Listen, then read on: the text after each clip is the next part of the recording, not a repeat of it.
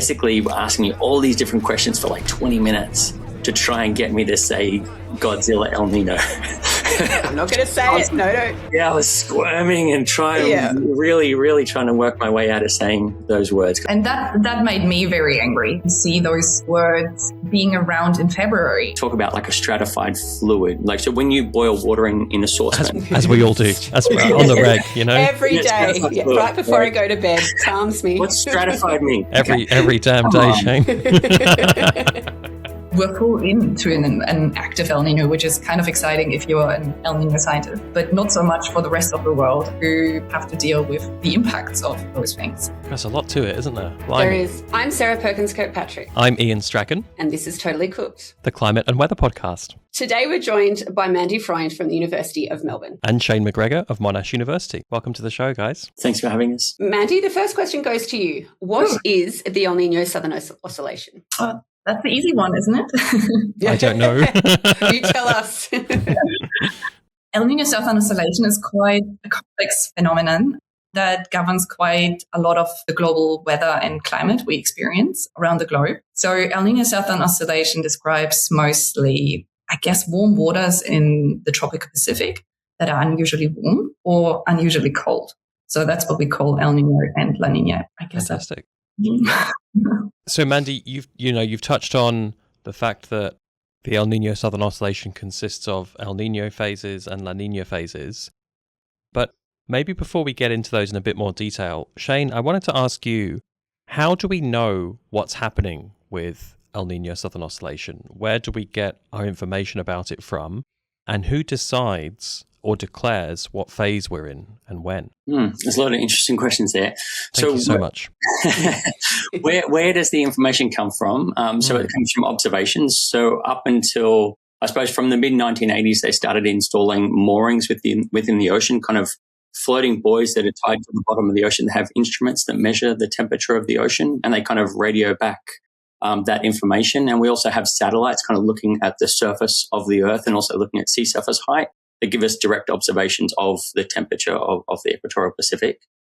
And then, so that's us to monitor it. And then how do we declare? Well, different agencies across the world have different specific criteria. So we're basically looking at the Central Pacific Ocean to understand how the temperature is different to what it normally is. So when it becomes warmer than normal, that's when you start thinking about an El Nino-like event or an El Nino occurring.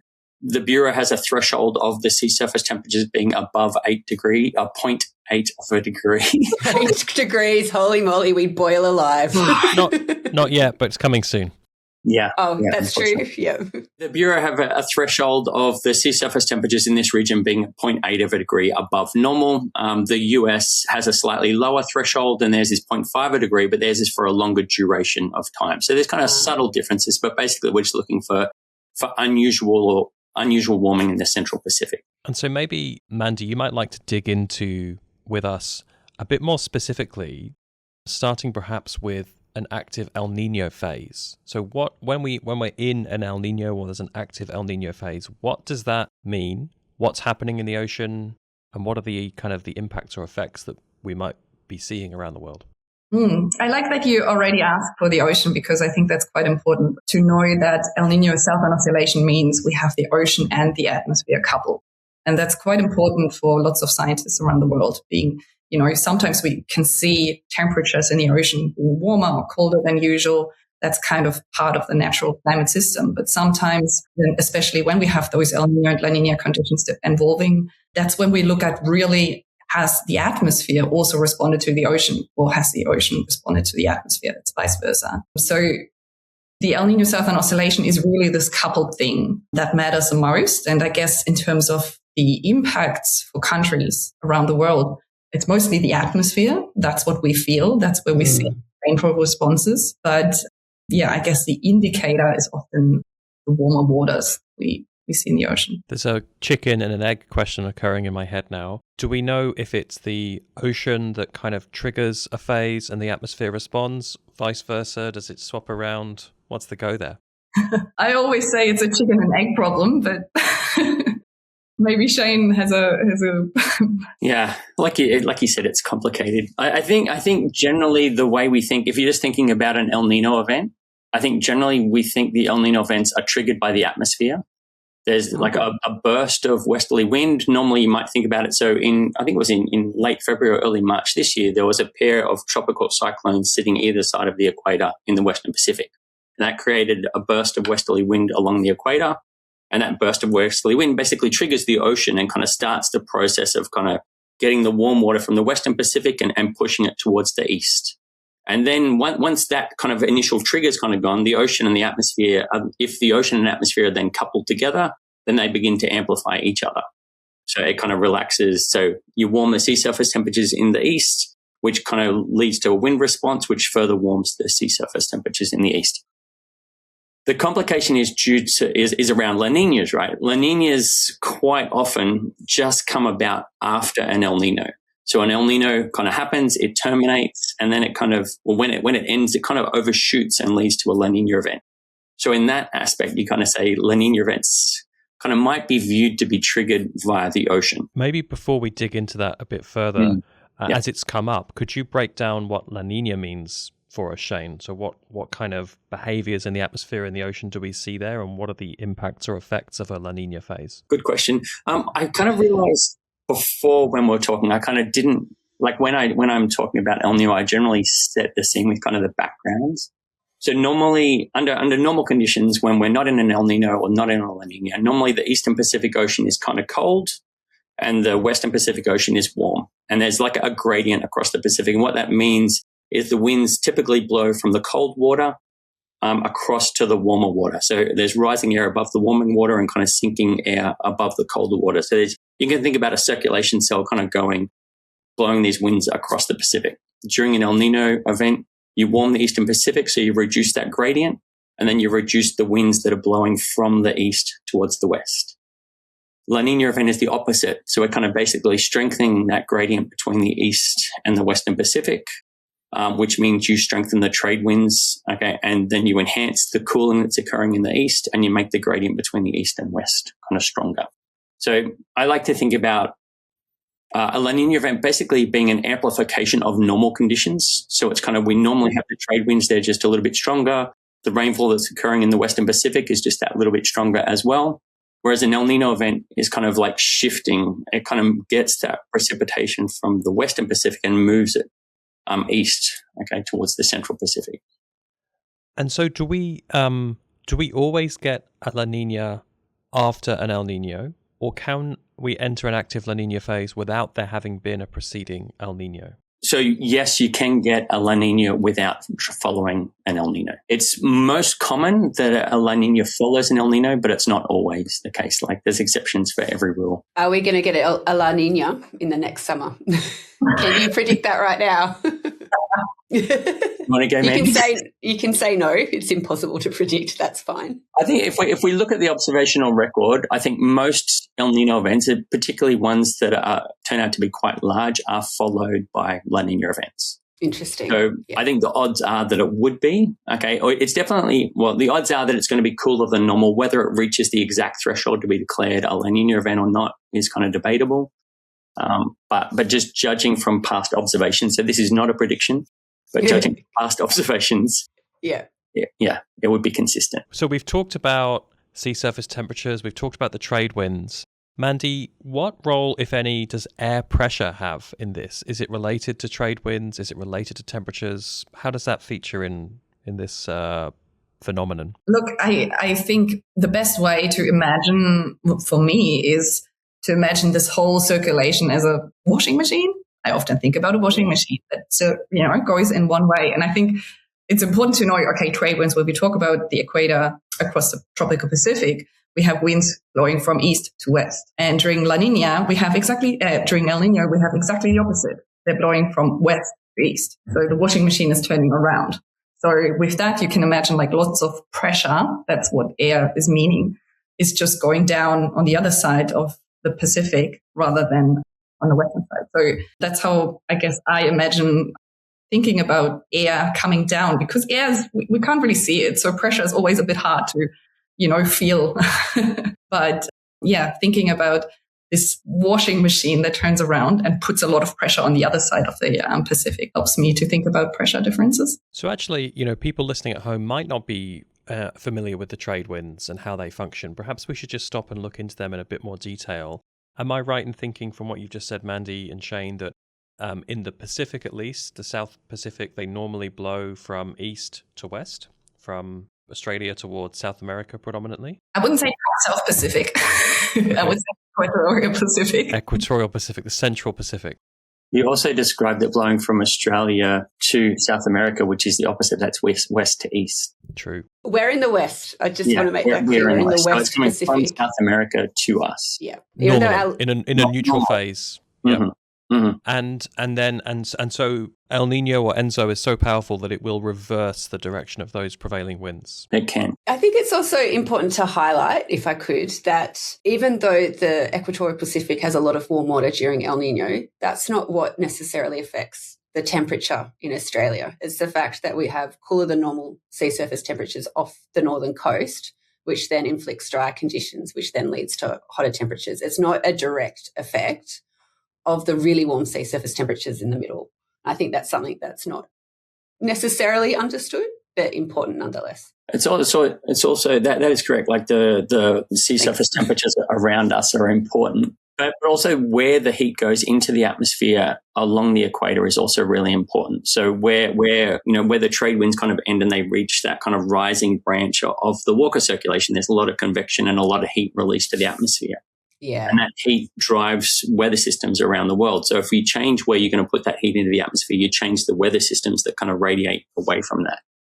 So it's kind of like at least a two-pronged impact on Australia is where the rainfall comes from. There's probably more too. We got a little Walker circulation klaxon there, and I'm going to put a pin in him and come back to his circulation in the next section. But I do think it's good that he's come up organically. But before we proceed to that, let's talk a bit more about sea surface temperatures then, because this might be something else that people are not totally familiar with.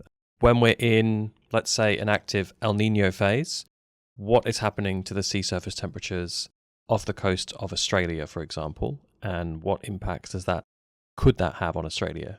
Perhaps you might like to tackle that one, Mandy. I can see you thinking. Mm-hmm. Thinking face. I'm just like off the coast of Australia. Well, you can tackle the whole Equatorial Pacific if you want, in any way that you think is best to explain it to gooses like me. Well, it is often a bit hard because we often talk about anomalies, and I think it's quite important to know how the tropical Pacific actually looks like in the normal conditions. Normally, we have really warm conditions over on the western side. So Indonesia, around that area, we have really warm waters. And they're usually there. You've been to Bali, you have pretty warm waters over there. Put your toe into the ocean, the sea surface temperatures around, those kind of islands, Indonesia, Papua New Guinea, they should be quite warm. I think you didn't get freezing cold feet if you were there. If you go same kind of latitude, if you go further east, you see, until you find some land, you're probably somewhere off the coast of South America. And if you put your toe in there, it will be really cold. Really cold. You wouldn't go for a swim. Although, you're on the same kind of area where the sun hits the earth quite in a hard way. So we have lots of cold water upwelling. We better just stop and explain to people, what is upwelling, Shayne or Mandy? I guess oceans, as you go further down in an ocean, the water will be colder. And if you go further up, it will be warmer. But in some places on Earth, that doesn't quite work. So we have really cold water that actually makes their way up because of various reasons. The Earth is rotating. Continents are situated. That's why we have often some transport of these really cold waters that are really deep in the ocean that comes up to places like the Galapagos and make your snorkeling experience quite cold. That was great. Well done. Perfect. I love that for reasons. So the coast of South America is a place where a lot of upwelling tends to happen and cold water just pops on up. Pops on up, just like that. Just pops on up. Grotesquely simplified, but it happens along the equator as well in the east. So when if you're looking at a spatial map of sea surface temperatures, you kind of have like a tongue of cold water that extends off the west coast of South America, kind of going across the equator towards Australia. And then you've got the warm pool, the Western Pacific warming, which kind of Mandy already mentioned. But that reverses during an El Nino. There's a lot to it, isn't there? Blimey. There is. So can one of you maybe discuss why we call this particular phase El Nino? What's the history behind that name? So the history behind that name, basically it started out with fishermen in Peru. Okay, so basically they noticed that every couple of years around Christmas time, the cold waters that we spoke about that would be upwelled off the west coast of South America stop. And that was really important for their fisheries. So normally their fisheries are very productive, so they'd catch a lot of fish in that region. And when that cold water upwelling stops, it stops bringing the nutrients up from the subsurface ocean, which stops the fish. So they have kind of around that Christmas time, they end up catching a lot less fish, and it's really impactful on them. And they named that El Nino just because it came at the time of Christmas. So El Nino means boy in Spanish. So that was just kind of how they coined it. How it became linked to the El Nino Southern Oscillation and what we know is kind of a bit of a different story. Is that where you wanted to go? Or sure. You've started in exactly the place that I thought we would, which is, why is it called El Nino? And it's like it's the because it happens at December. It's the Christ child, right? That's what they're referring to. Yeah. What? How far does that sort of recognition by the Peruvian fishermen go back? Like, are we talking like 50 years, 100 years? I believe it's like 1860.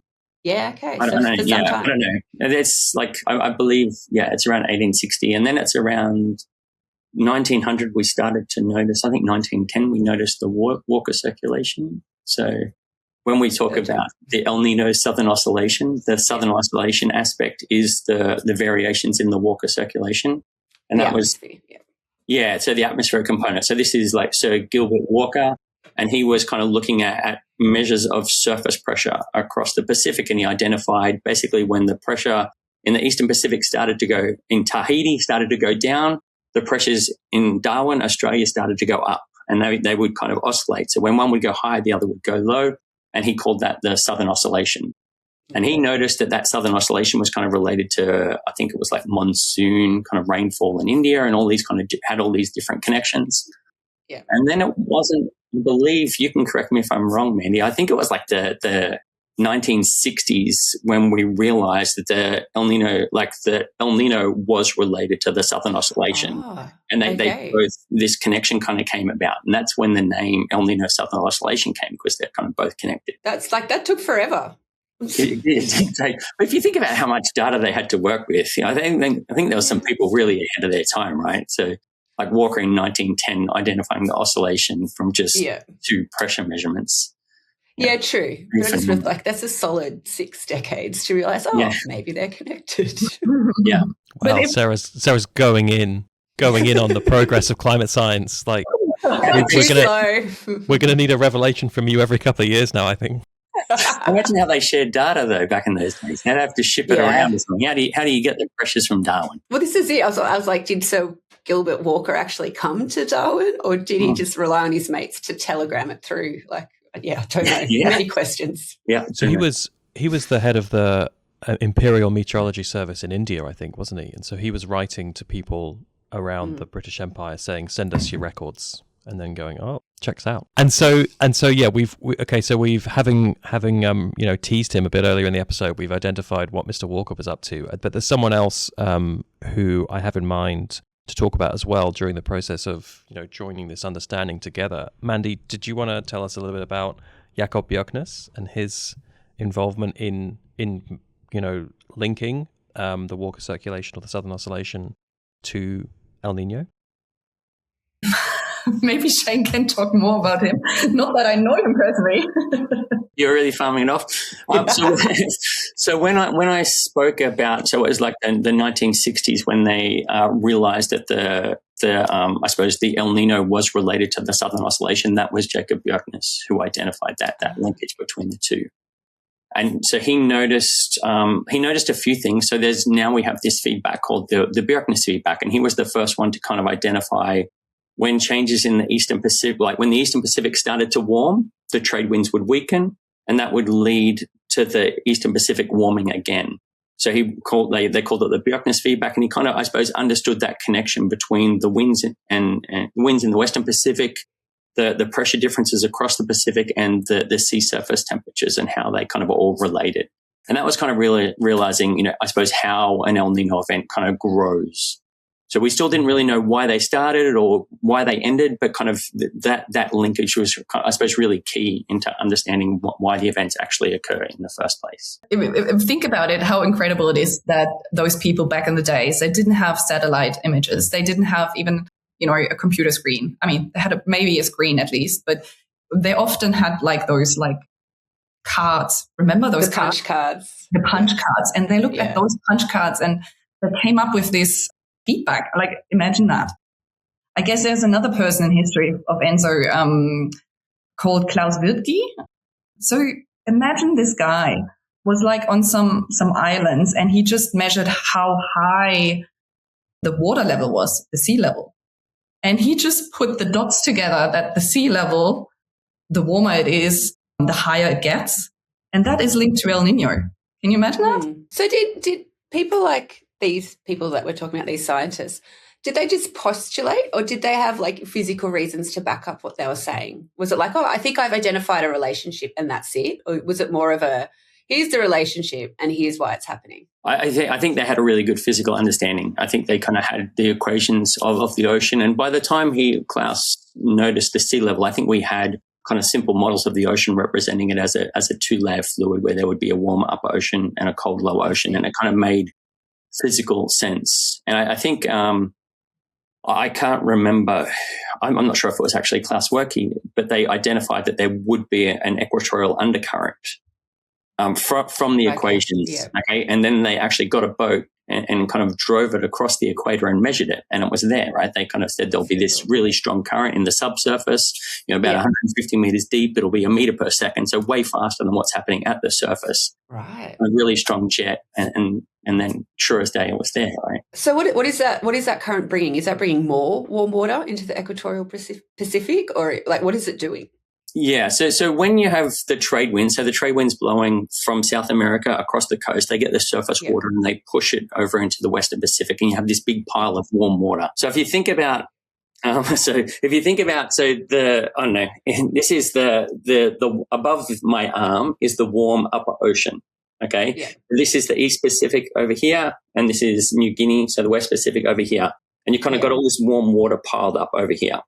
Okay, so when you think about the surface of the ocean, because it's warm, the surface of the ocean is a bit higher over here. So there's just much more pressure in the ocean over this side than there is over this side.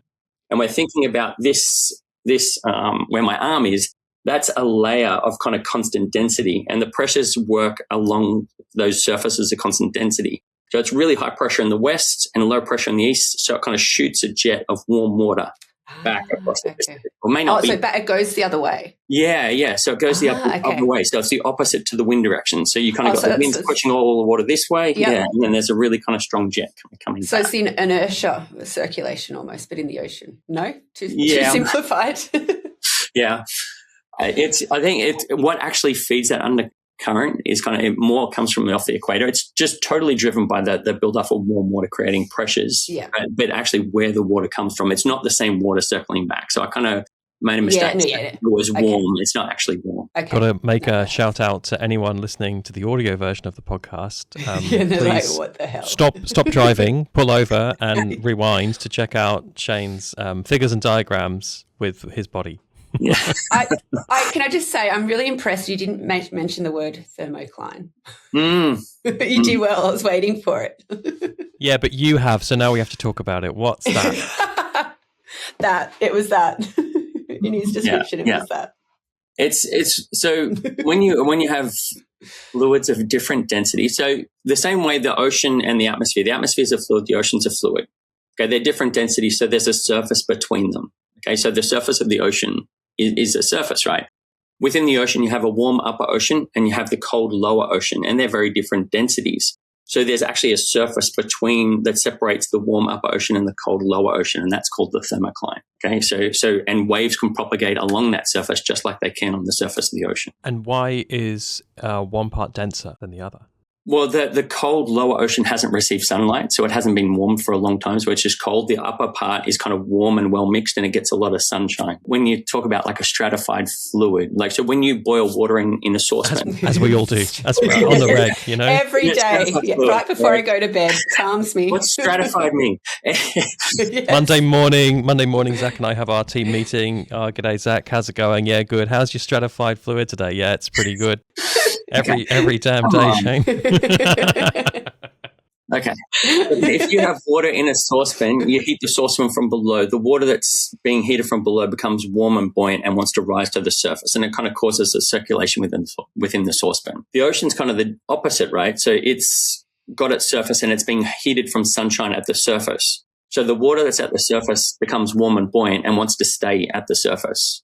So it just stays up there and it's constantly heated and constantly warmer, whereas the lower ocean is kind of cold. And then so it just kind of actually like it's stratified, right? So you got the warm and the cold and they're just different densities. That makes sense. No, That's great. No, it does make sense. Thank you. Saucepans we can handle. Mm-hmm. I'm interested in talking about so Shayne, in your opening remarks, you mentioned that we installed a lot of buoys and monitoring devices in the 1980s. And I know that you and I have spoken about this in a different context before. But I was wondering if you or you, Mandy, would like to talk about the reason why we got so interested in learning more about ENSO in the 80s. Was there something that happened that triggered this expansion of our investment in monitoring and evaluation of it? I think it was around the time. So satellites came on board. So satellites that could observe the sea surface temperatures around the late 1970s. So I think it was like 1977 or 78. So there wasn't a great deal of kind of want or need to actually observe the surface of the ocean with moorings that were in place. But in 1982, a volcano went off and it created a big layer of kind of aerosols that went into the stratosphere. And this had an impact because the satellites couldn't see through it so well. And they actually registered the sea surface temperatures to be a little bit colder than what they were. And so it meant we actually missed the beginning of the El Nino event. So by the time somebody actually went to the water and measured the temperature, it was much higher than what they thought they were. So we were kind of like about 6 months late. And then they realized actually we really do need to have observations in place in case something like this happens again. I think we figured out how to kind of see through kind of volcanic eruptions with satellites now. And there's different ways you can, different frequencies we can look at that are different. But I think they realized it's good to have multiple ways to measure the same thing. So there's some redundancy in case something goes wrong. That is so cool. I did not know that. So it was. I didn't know that either. I never knew about the volcano. I was kind of waiting for the description of the 82, 83 El Nino. But yeah, had no idea. And so, Mandy, the volcano element might have come as a surprise to you, but would you be able to talk a bit about that year's or that time's El Nino? Because it was quite a powerful and an impactful one, right? Yeah, it was quite a strong one, and I think it was kind of waking up a lot of people that something really big is happening. So if we look back in time now and knowing when there were El Niños, even before I was born, people were, kind of noticed it, especially in South America or maybe Australia, but not really. They didn't really put the pieces together that much. But when the 82, 83 El Nino hit, I think it was so impactful. It caused so many droughts, floods around the world that people really paid attention for the very first time because it was such a big impact. Which leads us conveniently to fast forward 2026. And we're in an active El Nino phase declared this year. And it's looking like a strong one, which is impossible to ignore if you hang around with you find people in the way that Zach and I do. I'm sure that people listening at home would find this impossible to ignore as well. So what's the story here? It's looking like a strong El Nino. Is it a super El Nino? I've even seen the words Godzilla El Nino, which is ludicrously entertaining. But yeah, let's talk about what's happening with this year's active El Nino phase, and then maybe we can talk more about the coverage of it and how sensational that is. But first of all, would one of you like to tell us what is going on with this El Nino? Do you want me to start? Yeah, you can. I guess, we're full into an active El Nino, which is kind of exciting if you're an El Nino scientist, but not so much for the rest of the world who probably have to deal with the impacts of those things occurring. So many people will remember the 82, 83 El Nino as one of the big ones. 1997, 1998 is also in the memory, especially for lots of farmers. That was quite impactful, I think, in Australia as well. And the last really big El Nino we had in 2015, I don't know, that's probably in recent memory, wasn't that impactful in Australia, but still in the memory of people. So now that we're in an active El Nino, it raises concerns for a lot of people because they remember those past events and have bad memories, basically. Another thing for this El Nino and I guess the Godzilla or monster El Nino, or whatever terms are around, is we have to remember this is the first El Nino coming on a very warm background of climate. So there are two things. We're looking at a strong El Nino event, but we're also having already quite warmed. The planet has warmed in the past years relative to, let's look at 82. We definitely were not such a warm planet back then. So when we're facing these El Nino events, that could potentially be quite dramatic. I was going to say, we might talk about the relationship between climate change and ENSO just a little bit later, but can we talk about why, given it's relatively early in its active phase, why is it already being given these labels like super or monster or Godzilla? Which, I mean, I love Godzilla from a lyrical point of view, but it's like... It's crazy to apply this kind of language to climate phenomenon that can be very damaging. So why are those labels being applied? Sensationalists. Yeah. Media loves a beat up. Done. That is true. The media do love a beat up. But it also is kind of, when you look at this current event in the context of past events, it is the warmest that we have been at this phase right now.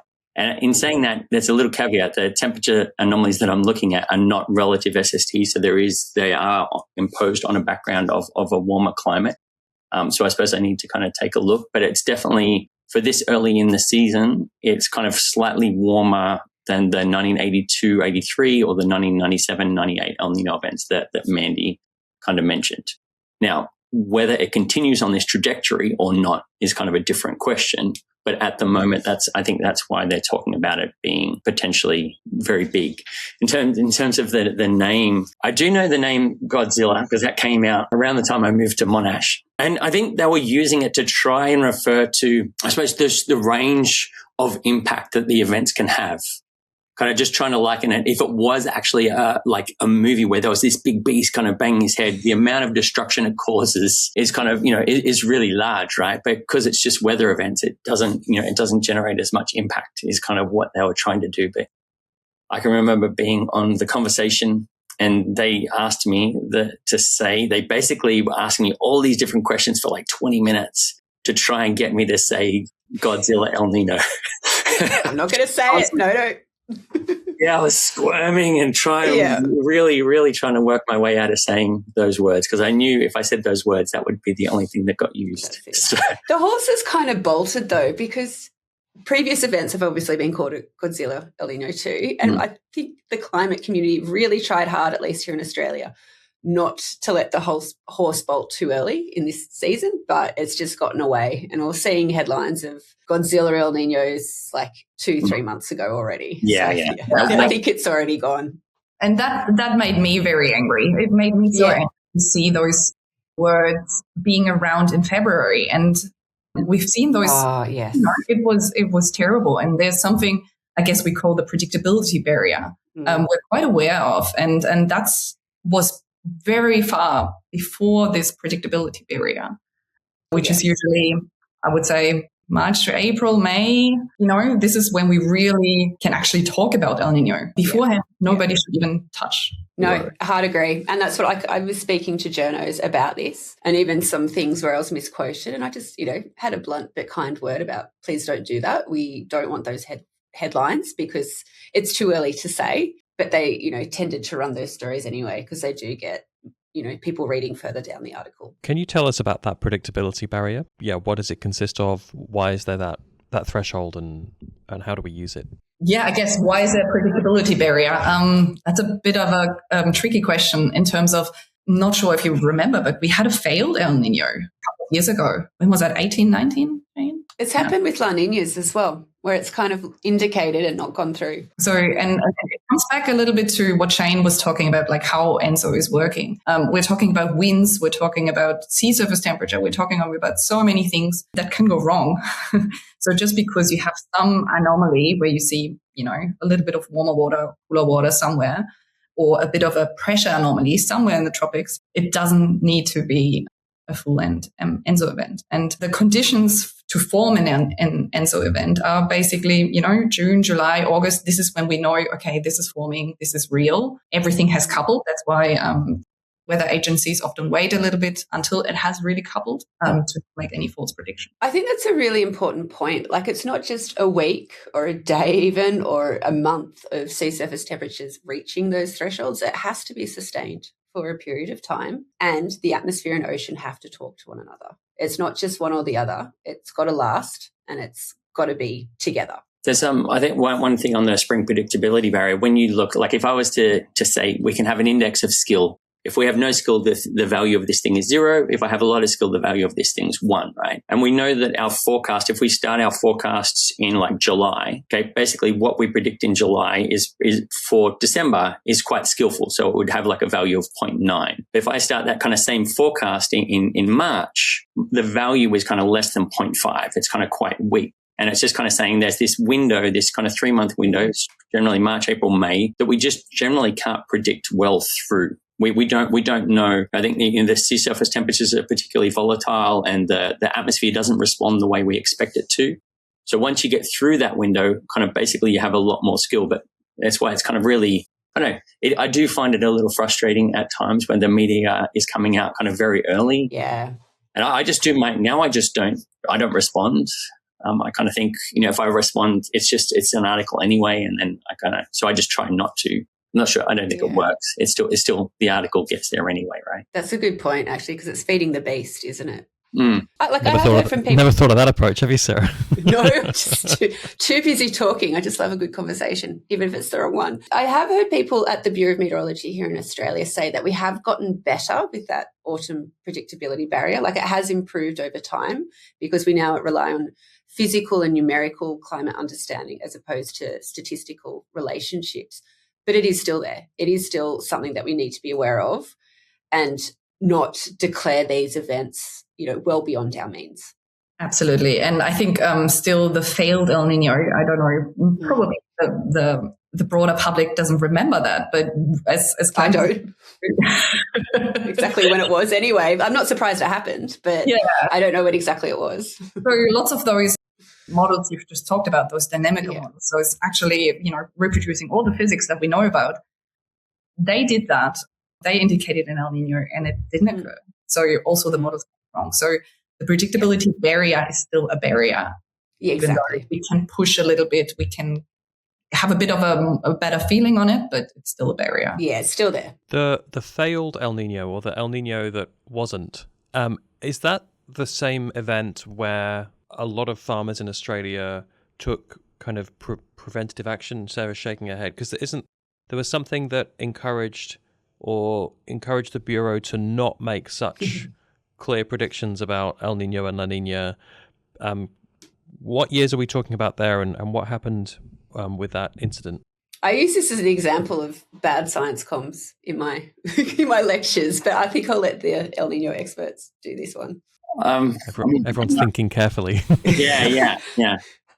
I think one of the, from discussions I've had with kind of folks from the Bureau, I think there's a lot of weight given towards the kind of term El Nino and La Niña, and particularly like Mandy mentioned about people's memories of kind of past events. And I think there's a lot of caution to use that term because it's enacting these kind of past extreme things that people have viewed before. And then, so I think there's a hesitation to kind of define an event. And I think that's one of the things that led to the Bureau having a higher threshold than other institutions. That's just a little bit of passing conversation, not actual real knowledge. So your observation of the situation. My observations. In terms of failed El Ninos, I go back and there are a lot of ingredients. So I think it was 2014 might have been 2014. There was there were a couple of key ingredients. So we spoke before about an El Nino event. You have to have like a burst of westerly wind, so a cyclone pair sitting on the equator or some kind of something to trigger the event. But there's also the ocean has to be in the right state. Okay.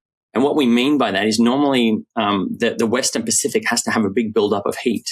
Okay. If the Western Pacific has a big buildup of heat and then you get these westerly winds, it starts to transfer that heat towards the east, and it kind of leads to that feedback. So I think I'm pretty certain it was 2014, there was a real, a cyclone pair that sat off the equator. It straddled the equator for 2 weeks. It was a really strong wind burst. There was so much equatorial heat. I think it was more than what had occurred before the 1997-98 El Nino event. So the 1997 El Nino event at that time was the largest event ever observed. So there was kind of a lot of media hysteria about this event and how big it was going to be. And then basically we get through 2 or 3 months later and the atmosphere didn't couple and it just turned out to not be an event. The sea surface temperature stayed pretty high, like around that 0.5 of a degree. So it was kind of bordering on the threshold that Americans use, but we don't. It was under our thresholds for almost the entire year. And then the following year, we actually had the 2015, 2016 El Nino event. So it kind of stayed warm for the whole time. And then the following year, there was kind of this big trigger. The warm water volume stayed high, all those things. But so there's kind of I think they call it necessary but not sufficient conditions. So the wind burst is kind of a necessary condition. The warm water volume is kind of again, necessary, but it's not sufficient. So there's a lot of kind of key ingredients in it and that lead to kind of failed events. And that's kind of when we don't have that kind of skill through that predictability barrier. You got to be a little bit cautious. I was one that in 2014, I was young and I came out and said, if this is going to be an event, it's going to be a really big one, It's got to be a Godzilla one. Yeah. I didn't say those words, but yeah. And then now I'm obviously more cautious, kind of being through this kind of a few times. And it's amazing how much variety that we get from these events, right? Every single one of them is different. You kind of think, this looks the same as this one and all this kind of stuff. But there's always these curveballs kind of coming out at us that we generally don't get what we expect we're going to get. There was an El Nino, was it 23, 24? And that had global impacts because it was 2024 was our hottest year on record. Yeah. But it was a bit of a fizzle locally. And again, there was that build up as well of this is going to be a bad El Nino. Hold on to your hats, everyone. It's going to be bad. There was all that pressure on the Bureau to declare it. The farmers sold their animals and didn't plant certain crops. But then towards the end of springtime, we got a certain amount of rain and it kind of broke that relationship down, I believe, between the springtime setup and the summertime heat and dryness. So again, and that just speaks to exactly what you've said is the variety can be so different. And even if the situation can be primed for local effects here in Australia, it doesn't necessarily mean that it will actually happen because, the unpredictable nature of weather. Is it still possible for this active El Nino phase to fail, or is it now definitely happening and carrying on?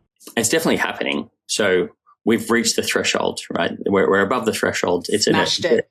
Yeah, it's a declared event, no doubt. The question is just how big is it going to be and how long will it persist? There have been events in the past that kind of get to about September and they kind of reach their peak then and then kind of start to decay. Okay, but there also are events. Most events actually go through and keep growing until December, January. Yeah, so there's a variety. Yes, definitely event. Question is, how big will it be? Will it be the super element? And is there any way of predicting that, or is it kind of up to chance now? Mandy, would you like to postulate on that? I guess Shayne is more on the cautious side, given the history of past events. I guess from my point of view, we're in August now. I think the newest predictions just came out. I think the Americans talk about a 97% chance of this El Nino being sustained until the end of the year. 97% is quite a big number. It's virtually certain. But as Shayne said, it's how large this event is.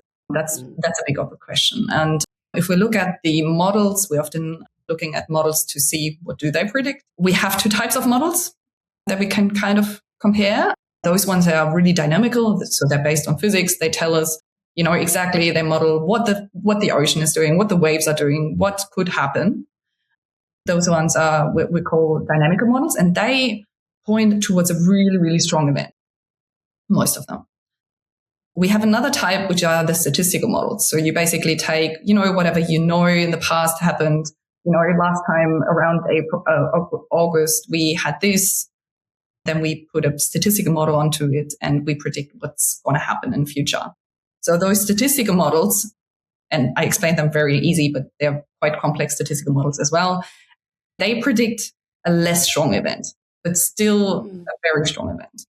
So according to Australia's climate model, it's looking like it might peak in November at around 3.5 degrees. But that's I think that's the relative El Nino index, which is where they've put it on top of climate change. So it will be stronger again if you don't count for climate change effects. Yeah, that's a huge number. For everybody who doesn't know how strong El Nino events in the past were, I can't recall. Like the 1997 event, probably 2.5-ish. Shayne might know those numbers. Yeah. No, we can find it out.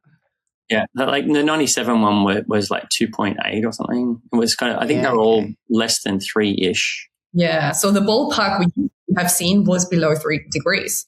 So but this is also like on top of climate change, like they've removed the climate change signal. So it's not comparing apples with apples. If you're comparing with those earlier ones, it would be hotter again. So for them to be 2.5 and we're talking much warmer than that. So most of the agencies actually had to increase their plots. So often the plot was 3 degrees.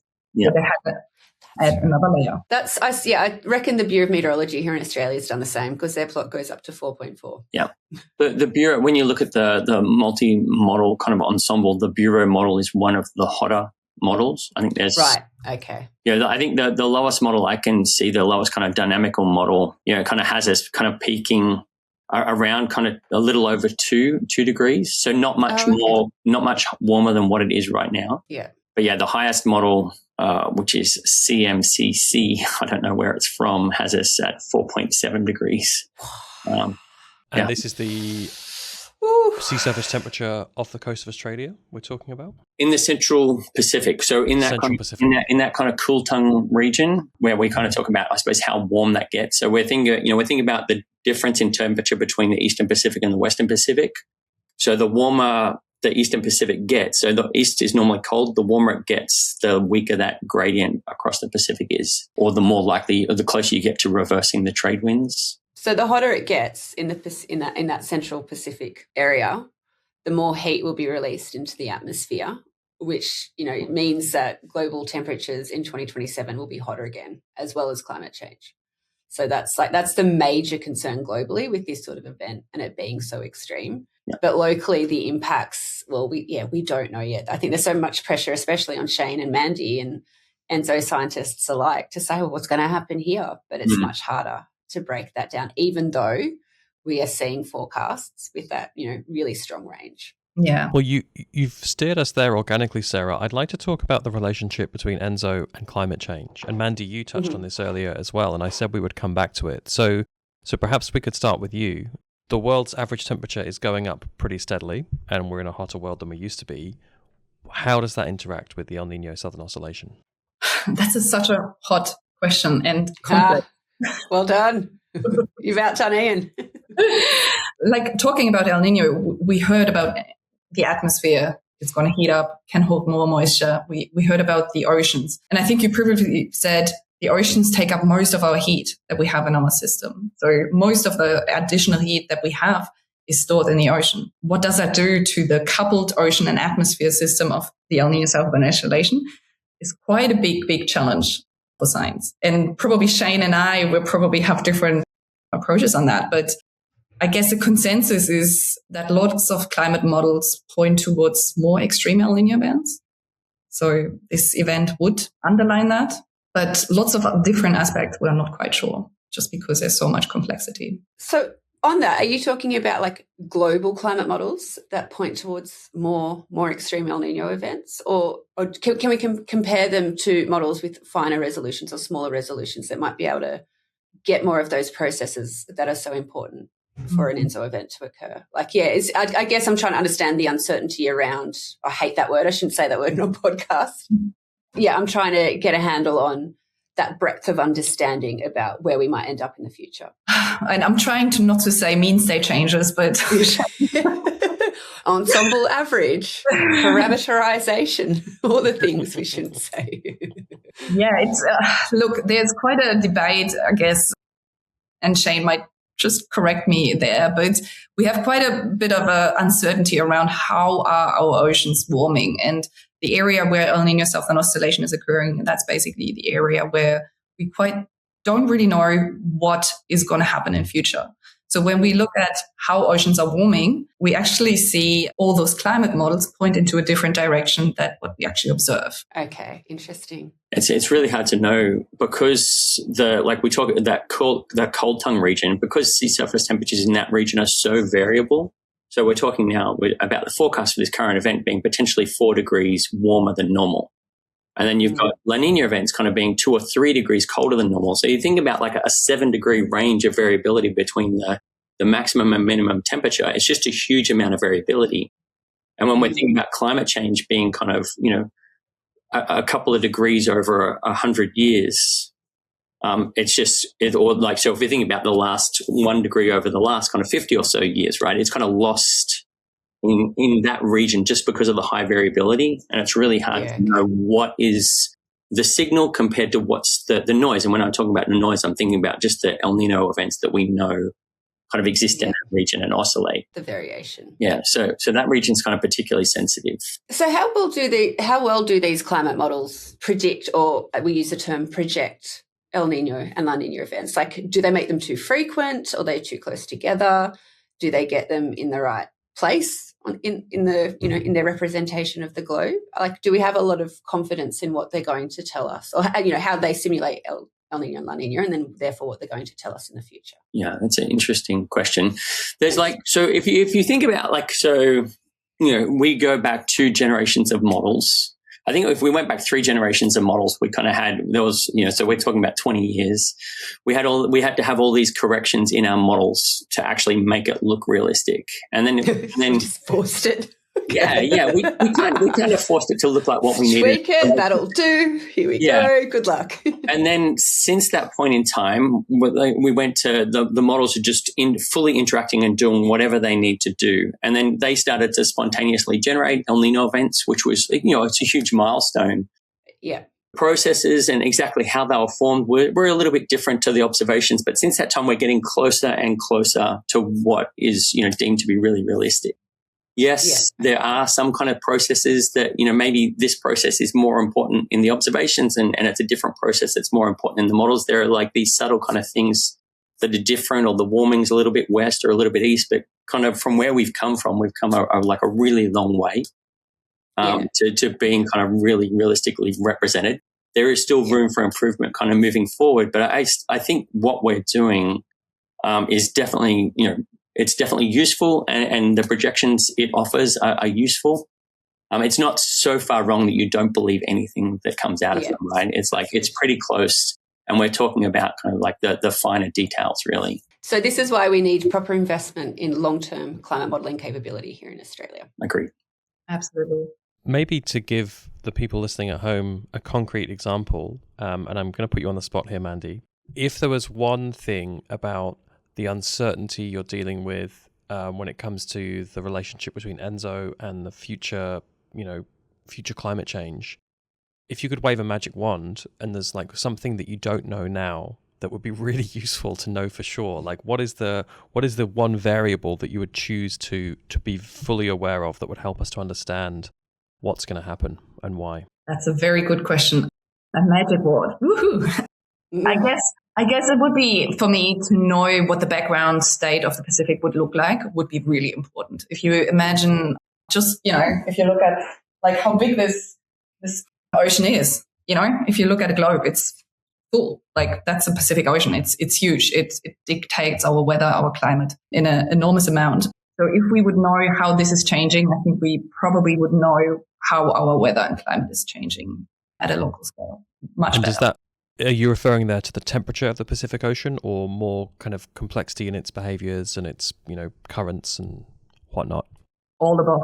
Yeah. Mostly about obviously the temperatures are quite important, but also we just need, as you said, we're looking at quite a complex models or complex issues Just knowing how the atmosphere is evolving doesn't solve our problems. We need to have covered models that can actually correctly simulate those things to understand everything. You're essentially trying to hit a moving target, right? Like you're doing complex science on things that still aren't well understood, and there's no control because we're messing with the subject of the experiment all the time. Yeah.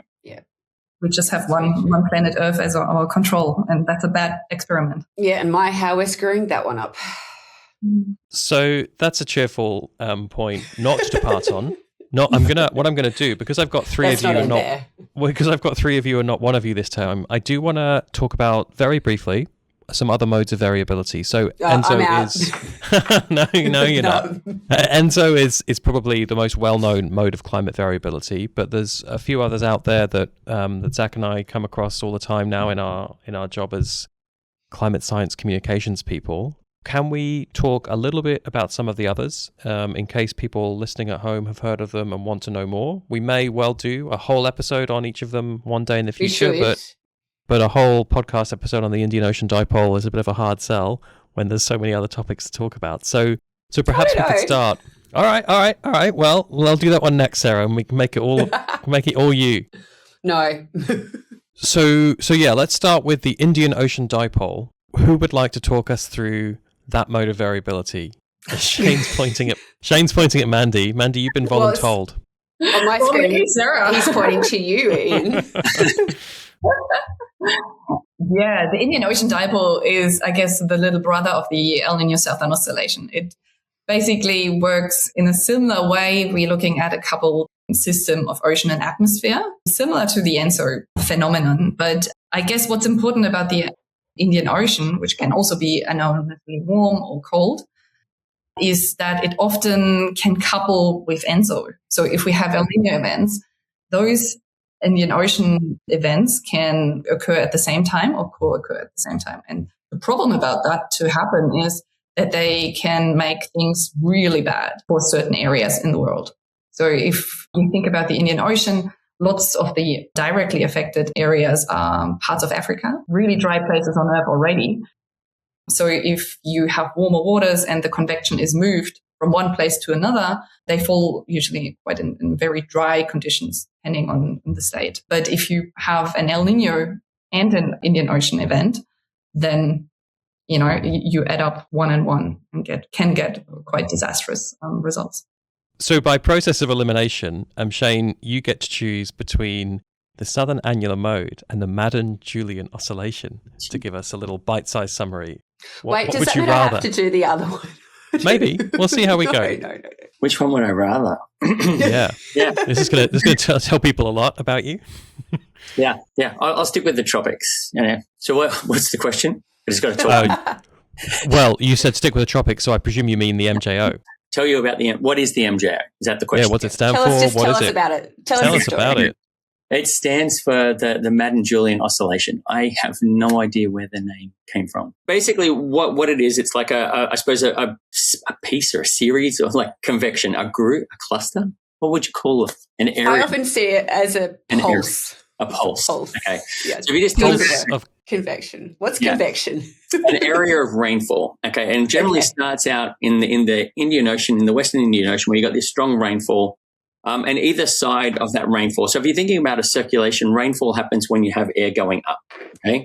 So where this rainfall is occurring, the air is going up. Outside of this, the air is going down. So in front of it and behind it, the air is going down. Okay. And this kind of, I suppose, this area of convection just gradually propagates eastward. Okay. So it starts out in the Indian Ocean and then kind of, I'll move my hands higher so you can see my visuals again. Propagates meaning moves? Moves. Yeah. It just moves. It just moves eastward. Okay, so it moves eastward. The precipitation's kind of going and it's just gradually moving eastward. And it's interesting, the winds in front of it are kind of going directed back towards the convection itself. The winds behind it are going. So if we're thinking about directions, the winds in front of it are coming from the east. The winds behind it are coming from the west. So you kind of got these surface winds kind of converging into the rainfall and it's just gradually moving. Okay, and it moves across the Indian Ocean, across the maritime continent and then into the Pacific Ocean. And when it gets into the Pacific Ocean, it kind of makes it about halfway across and then kind of, I think, disappears pretty much. Fizzles out. Yeah, fizzles out because there's just not as much warm water in that kind of Eastern Pacific, so it kind of can't sustain itself. And as Sarah mentioned, it kind of typically takes 30 to 60 days to kind of propagate. So there's just one of these kind of going, it kind of propagates through and then it disappears and then it'll kind of re-fire up. If anyone is a dutiful listener who's heard every episode, they've probably heard us pick this one up before as well. But Shayne, you've been radicalized and spent far too long in this world.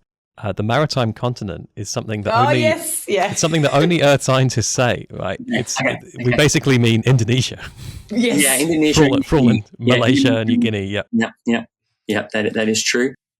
So the reason the Mandy-Julian oscillation is kind of important in its own right. So when we talk about El Nino shifting convection from the Western Pacific to the Central Pacific, and that heating kind of changes where you or what weather systems you're kind of generating. The same thing's happening with the MJO, just on a shorter time scale. So we're putting an immense amount of heat into the atmosphere, and weather systems kind of, I suppose, radiate away from this. So as you're kind of moving it across, you're generating all kinds of weather systems that can impact global weather. It was also one of the mechanisms when we spoke about, El Nino events being triggered by bursts of westerly wind. The Mandy-Julian oscillation is thought to be at least one of those components that may kind of lead to those bursts of winds that trigger the events. The literature there is kind of, I suppose it's debatable exactly what its role is, and it depends, who you listen to. So it's still not kind of totally agreed on, but it's definitely one of those things that kind of creates higher frequency variability that may generate or may lead to the El Nino and La Niña. So Sarah or Mandy, you get to fight over this one. Imagine a very eager but unknowledgeable undergraduate comes to your office, knocks on the door and says, please tell me what the Southern Annular Mode is.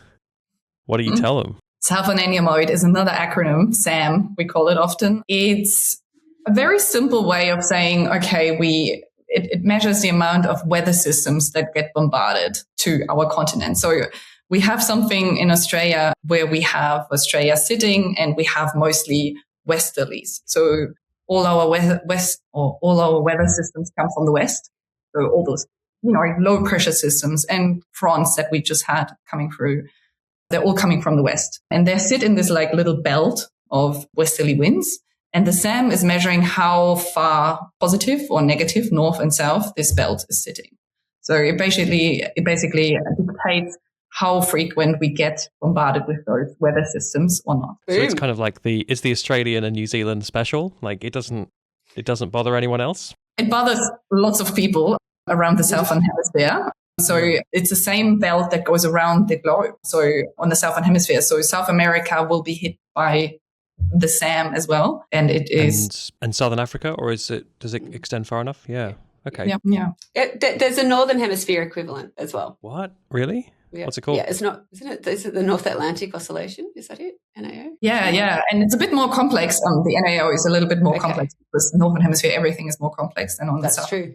Just have so much more land on the Northern Hemisphere and warm and cold oceans in between and lots of mountains that we don't really have in the Southern Hemisphere. So yeah, the SAM is a bit more straightforward on the Southern Hemisphere. We're not crossing the equator today. I'm not going up there. We haven't got time to go north of the equator. I hear it's pretty hot up there at the moment anyway, so we probably don't want to. We're almost out of time, and we've got into this really comprehensively, so I'm very grateful for your brilliant explanations. But I thought, as a final finishing thought, and perhaps starting with you, Shayne, if there's one thing that you want people to go away with that they need to remember about ENSO, what is it? It's a really good question.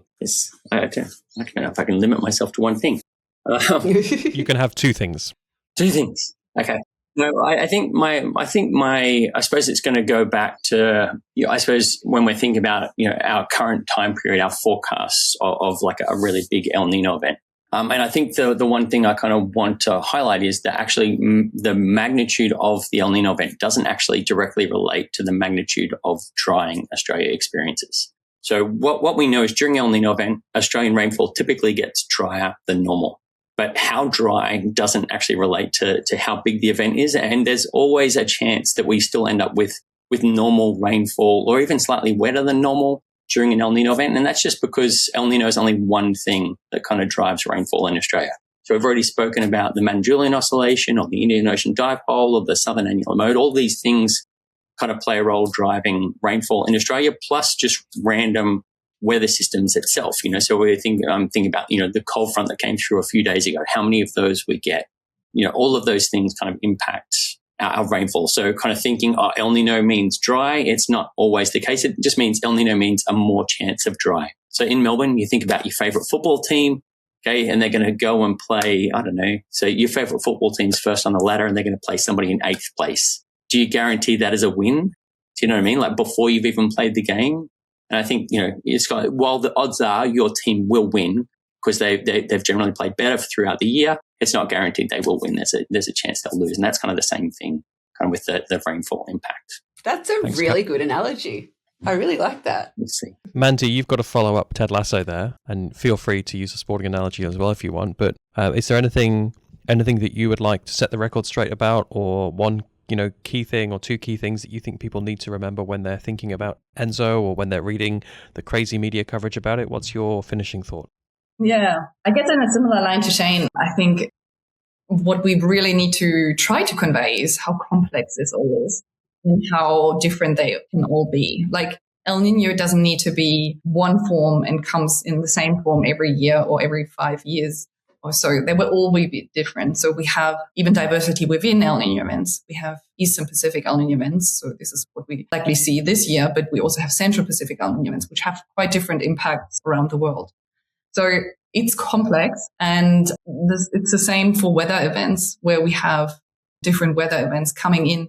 They never look the same. We never get rainfall every day at 4 p.m. because the weather system is the same. That's the same for El Nino. So if we talk about those impacts, they can be very different.